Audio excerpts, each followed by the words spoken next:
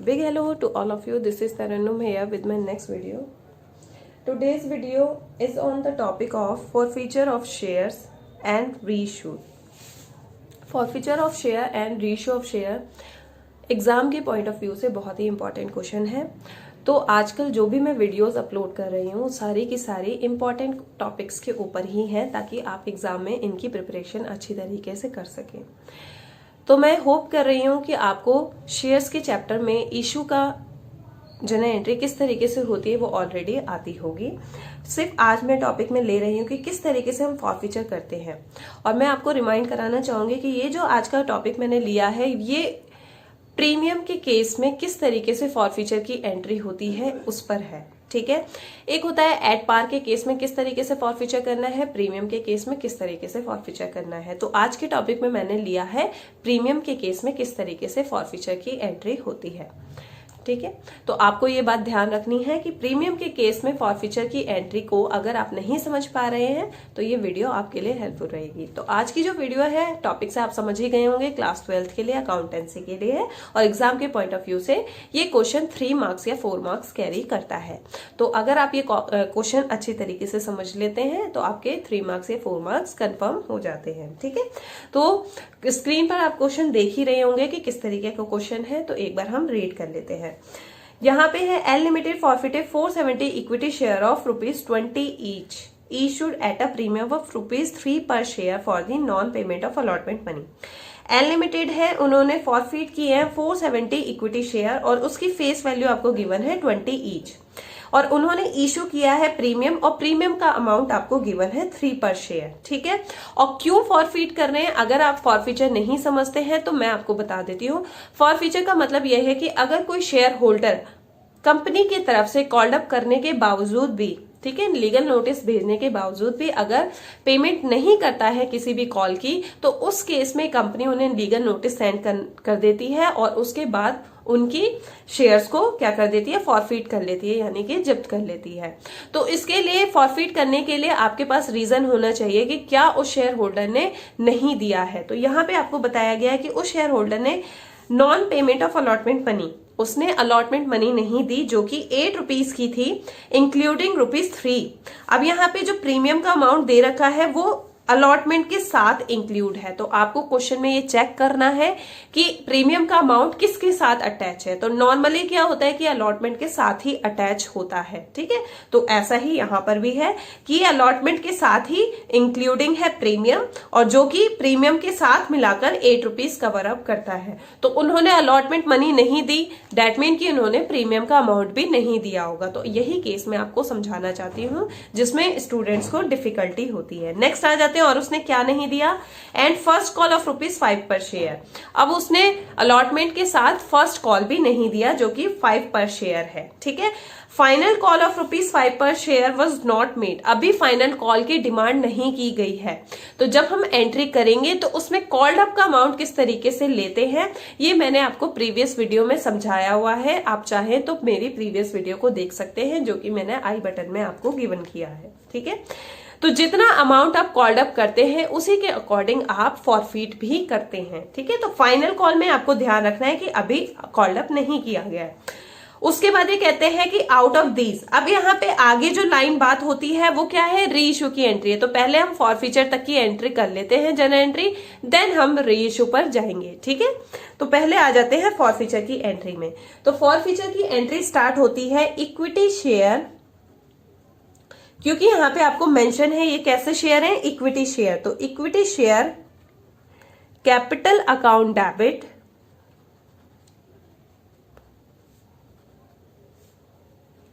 ठीक है, और क्योंकि यहाँ पे आपको प्रीमियम का अमाउंट भी नहीं मिला है, नॉन पेमेंट ऑफ अलॉटमेंट है और अलॉटमेंट के साथ ही प्रीमियम है, तो याद करिए जब आपको प्रीमियम का अमाउंट मिलता है तो आप क्या करते हैं, सिक्योरिटीज प्रीमियम रिजर्व को क्रेडिट करते हैं, क्योंकि ये आपके लिए क्या है, गेन है, एक तरीके का फायदा है।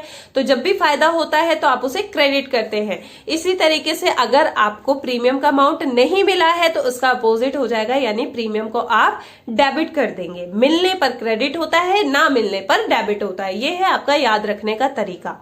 क्योंकि रटने से क्या होता है, हम भूल जाते हैं। तो अगर आप इसको लॉजिकली देखें तो आपको हमेशा याद रहेगा, मिलने पर प्रीमियम को क्रेडिट किया जाता है, ना मिलने पर डेबिट। तो हम क्या करेंगे, क्योंकि नहीं मिला है तो सिक्योरिटीज प्रीमियम रिजर्व को डेबिट कर देंगे। Securities premium reserve account debit, इस तरीके से। Okay, then 2 equity share. अब यहां पे हम क्या लिखते हैं, जो आपको अमाउंट नहीं मिला है उसको शो किया जाता है यहाँ पे।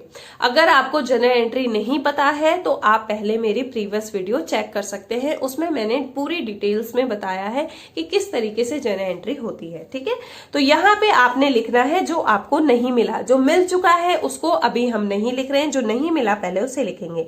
तो आपको क्या नहीं मिला, तो equity share allotment account, sorry यहाँ पे शेयर आना था, इक्विटी शेयर अलॉटमेंट अकाउंट आपको नहीं मिला। अमाउंट में अभी आगे चल के बताऊंगी कि कैसे लिखना है। 2 और क्या नहीं मिला, फर्स्ट कॉल अकाउंट। तो 2 equity share first call account, 2 equity share first call account. ठीक है, अब जो आपको मिल चुका है, ठीक है, जो शेयर का अमाउंट आपको मिल चुका है, देखो आपको अलॉटमेंट नहीं मिला तो अलॉटमेंट से पहले आपको क्या मिला होगा, एप्लीकेशन ही मिला होगा, है ना। तो एप्लीकेशन तो मिल गया होगा, तो एप्लीकेशन का जो अमाउंट मिल चुका है उसको हम फॉरफिट करेंगे। तो 2 फॉरफिटेड शेयर्स अकाउंट, इस तरीके से जो मिल चुका होता है उसको फॉरफिट किया जाता है, उसको जब्त किया जाता है। ठीक है, अब बात आती है कि यहाँ पे हम अमाउंट कितना लिखेंगे। ये तो हमें पता है कि कितने शेयर को फॉरफिट किया जा रहा है, 470 को। ठीक है, तो आप यहाँ पे देख लेना, थोड़ा सा एरिया कम है मेरे पास। तो 470 में इक्विटी शेयर कैपिटल में हमेशा कॉल्ड अप अमाउंट लिखा जाता है। तो हम फाइंड आउट कर लेते हैं कि कॉल्ड अप अमाउंट हमारा कितना है। तो क्वेश्चन को रीड करने के साथ हमें पता चल रहा है, देखो अलॉटमेंट आपको 8 रुपए का नहीं मिला, जिसके अंदर 3 रुपए का प्रीमियम इंक्लूड है। क्वेश्चन की हेल्प से ही हम पता लगाएंगे। ठीक है, फर्स्ट कॉल आपको 5 रुपीज का नहीं मिला, फाइनल कॉल आपको 5 रुपीज का था, जो कि अभी कॉल्ड अप नहीं किया गया है, और टोटल फेस वैल्यू आपको गिवन थी 20 रुपीज की। तो अब इसकी हेल्प से हमें फाइंड आउट करना है कि हमारा एप्लीकेशन का अमाउंट कितना होगा। तो यहाँ पे आप देख रहे हैं अलॉटमेंट 5 रुपीज का है, ये प्रीमियम के साथ है, तो मैं प्रीमियम के साथ अभी इसे काउंट नहीं कर रही हूँ। 5 रुपीज का अलॉटमेंट, 5 रुपीज का फर्स्ट कॉल, 5 रुपीज का फाइनल कॉल, तो कितने हो गए, 5 5 5 15, और टोटल होने चाहिए 20। तो 20 में से 15 तो है यहाँ पे, तो बाकी बचे ₹5, तो यानी एप्लीकेशन आपका ₹5 का होगा। इस चीज में स्टूडेंट्स को कंफ्यूजन होती है, तो आप इसको अच्छी तरीके से समझ लीजिए। इस तरीके से होता है, और ये कैसे निकलता है, फेस वैल्यू की हेल्प से। ठीक है, यहाँ पे आपको एक टिप देती हूं कि जब भी आप इसकी फेस वैल्यू को टोटल कर रहे हो तो जो आपका अलॉटमेंट का ओरिजिनल अमाउंट है उसे ले, एक्सक्लूडिंग प्रीमियम, प्रीमियम को हटाकर। जैसे मैंने यहाँ पे 8 रुपीज का था, तो उसमें से 3 रुपीज के प्रीमियम को हटाकर उसे सिर्फ 5 रुपीज काउंट किया है। तो इस चीज पे आप ध्यान देंगे, तो आपको पता चल गया एप्लीकेशन का अमाउंट कितना है। अब इसमें से आपने एप्लीकेशन को कॉल किया है ना, तभी तो उसे फॉरफिट करेंगे। अलॉटमेंट को आपने कॉल किया, फर्स्ट कॉल को आपने कॉल किया, तो कॉल्ड अप अमाउंट कितना हो गया, 5 5 10 5 15, तो आपका कॉल्ड अप अमाउंट हो गया 15। अभी यहाँ पे हम प्रीमियम नहीं ले रहे हैं, आपको ये चीज ध्यान देनी है। 5 5 10 5 15, तो कॉल्ड अप अमाउंट आपका कितना हो गया, 15। तो यहाँ पे जो शेयर इक्विटी शेयर कैपिटल में लिखा जाता है वो 15 के अकॉर्डिंग, कॉल्ड अप अमाउंट के अकॉर्डिंग। तो ये कितना आएगा, 470 मल्टीप्लाइड बाय 15, तो 7050 को आपका शेयर कैपिटल अमाउंट हो गया।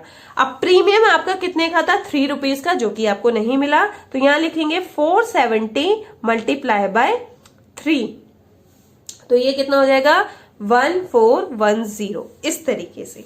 अब आ जाते हैं अलॉटमेंट पे। देखो यहां पे आपने प्रीमियम को अलग से शो किया है, लेकिन जब नीचे बात आती है अलॉटमेंट की, तो अलॉटमेंट्स के साथ उसने प्रीमियम भी तो नहीं दिया, क्योंकि यहाँ पे हमने अलॉटमेंट क्यों लिखा है, क्योंकि उसने अलॉटमेंट नहीं गिवन किया। तो 5 रुपए का अलॉटमेंट प्लस में 3 रुपीज का प्रीमियम भी आएगा, तो टोटल यहाँ पे 8 रुपीज के अकॉर्डिंग आएगा, आपको ये ध्यान रखना है। तो ये कितना हो गया, 470 मल्टीप्लाई बाय 8, ठीक है, तो 3760, ये आपको ध्यान देना है, सबसे इंपॉर्टेंट ये है। यहां पे आप प्रीमियम को अलग से शो कर रहे थे, ठीक है। लेकिन यहाँ पे टोटल कितना अलॉटमेंट का अमाउंट नहीं मिला तो वो प्रीमियम के साथ होगा, यही इंपॉर्टेंट है। उसके बाद equity share first call, first call कितने का था आपका, तो मैं यहाँ पे लिख देती हूँ 470 मल्टीप्लाई बाय फर्स्ट कॉल आपका 5 रुपीज का था। अगर नहीं दिख रहा है आपको तो आप ये देखिए, फर्स्ट कॉल आपका 5 रुपीज का था जो कि आपको नहीं मिला, ठीक है। तो 470 मल्टीप्लाई बाय 5 यानी कि 2350, ओके।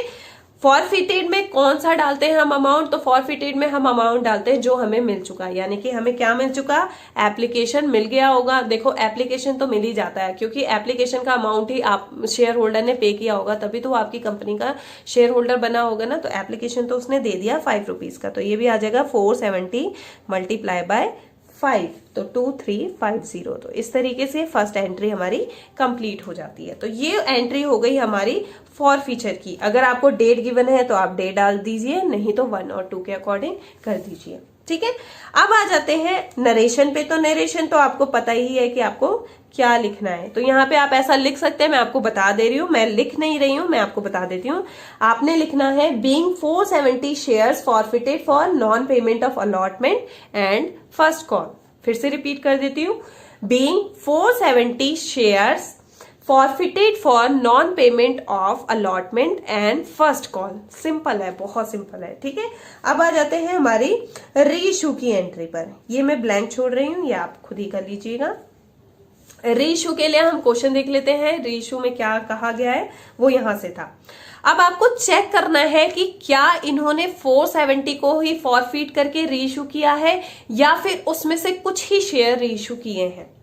अब आप थोड़ा सा माइंड यूज कीजिए कि जो शेयर फॉरफिट हो गए हैं तो वो शेयर आगे भी तो यूज होने चाहिए ना। अब कंपनी अपने पास तो नहीं रखेगी उसे, है ना, तो उसे वापस से रीइश्यू करेगी। हो सकता है वो अदर शेयर होल्डर को रीइश्यू करे।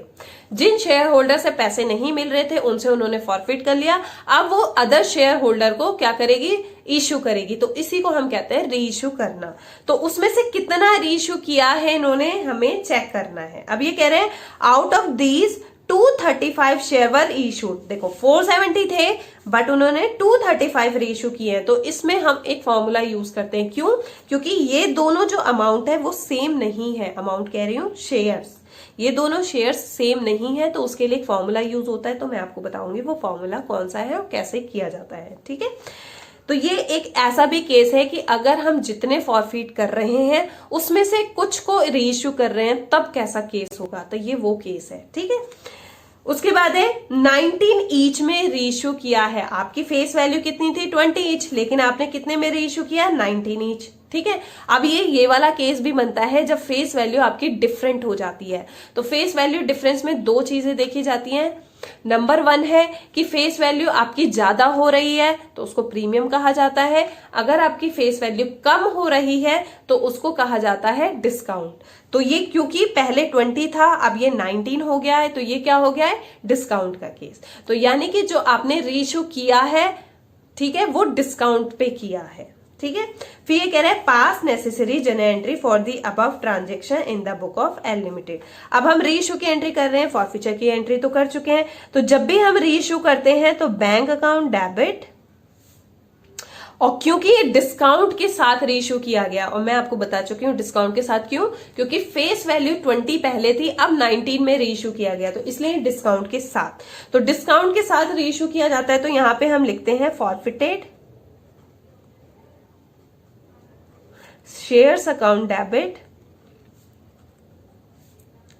अब हमने यहां पे फॉरफिटेड शेयर्स क्यों लिखा, देखो जिन शेयर्स को आपको 20 ईच में इश्यू करना था आप उसे 19 में कर रहे हैं, तो 1 रुपए का आपको लॉस हो रहा है। तो वो 1 रुपए आप कहां से कवर अप करेंगे, फॉरफिटेड शेयर से, क्योंकि यहाँ पे जो एप्लीकेशन का अमाउंट आपको मिला हुआ था वो तो आपने फॉरफिट कर लिया, जब्त कर लिया, तो वो फायदे का अमाउंट है आपका, है ना, क्योंकि अब तो वो आपका शेयर होल्डर रहा नहीं, लेकिन जो उसने एप्लीकेशन का अमाउंट दिया था वो आपके लिए फायदा हो गया।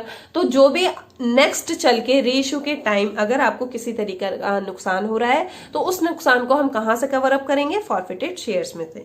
तो इसलिए हम फॉरफिटेड शेयर्स को डेबिट करते हैं यहाँ पे। और 2 equity share capital account, 2 equity share capital account. तो इस तरीके से आपकी रीइश्यू की एंट्री हो जाती है। अब देख लेते हैं अमाउंट कैसे आएगा।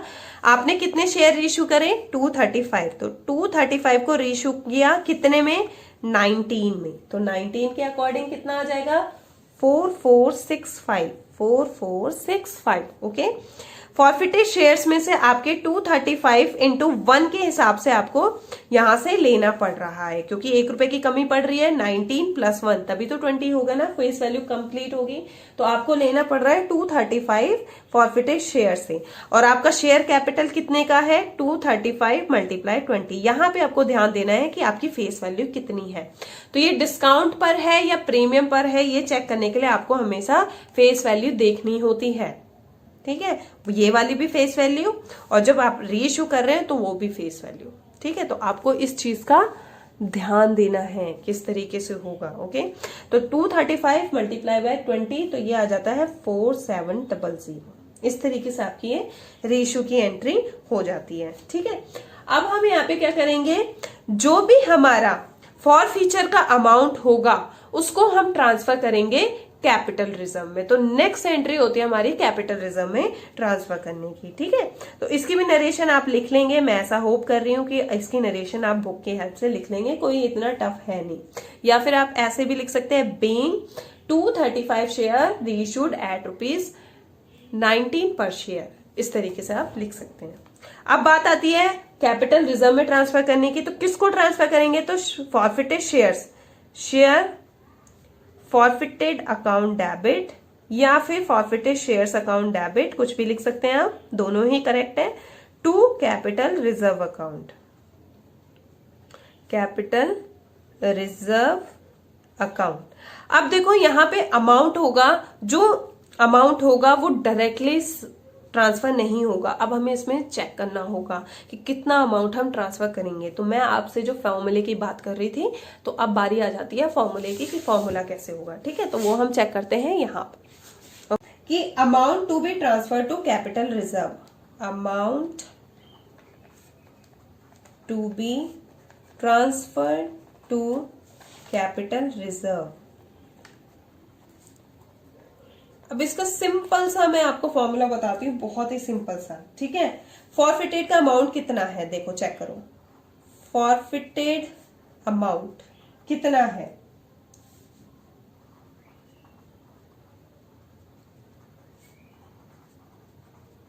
फॉरफिचर का अमाउंट कितना है, आप देख रहे हैं 2350, ठीक है।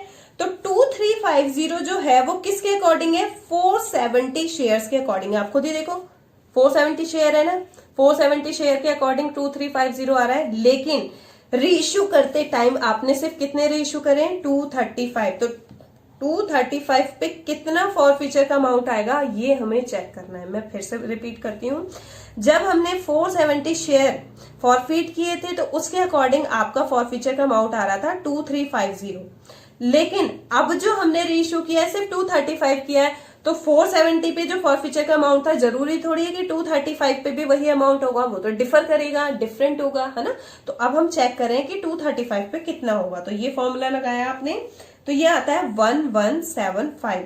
तो यानी 235 शेयर के अकॉर्डिंग फॉरफीचर का अमाउंट होता है 1175। अब इस 1175 में से फॉरफीचर में से आपने रीइश्यू के टाइम कुछ अमाउंट यूज कर लिया है, तो इसको तो लेस करना पड़ेगा, क्योंकि जो यूज हो चुका है वो कैपिटल रिजर्व में कैसे ट्रांसफर होगा, है ना। तो 235 को आपको हटाना है, तो यहां लिखेंगे अमाउंट यूटिलाइज्ड, कितना यूटिलाइज्ड हो गया उसको हम हटा देते हैं, 235 यूटिलाइज हो चुका है। तो अब आपके पास बचते हैं 940। तो ये अमाउंट जो होगा वो कैपिटल रिजर्व में ट्रांसफर होगा, कितना, 940, ठीक है। तो इस तरीके से आपका क्वेश्चन हो जाता है कंप्लीट। तो ये क्वेश्चन मैं स्टूडेंट कह रही हूँ गारंटी के साथ, ये क्वेश्चन फॉरफीचर और रीइश्यू का क्वेश्चन तो पक्का ही आता है एग्जाम में। तो आप इस वीडियो को बार बार देखिए ताकि आपको कंफर्म हो सके या फिर फुल्ली अंडरस्टैंड हो सके कि किस तरीके से मैं इसको कवर अप कर सकता हूँ या कर सकती हूँ, ठीक है। अगर आपने ये अच्छी तरीके से सीख लिया तो आपके 4 मार्क्स तो कंप्लीट हो ही जाएंगे, ठीक है। ओके, तो thank you so much, thanks for watching, till then stay happy, stay blessed, bye bye and take care.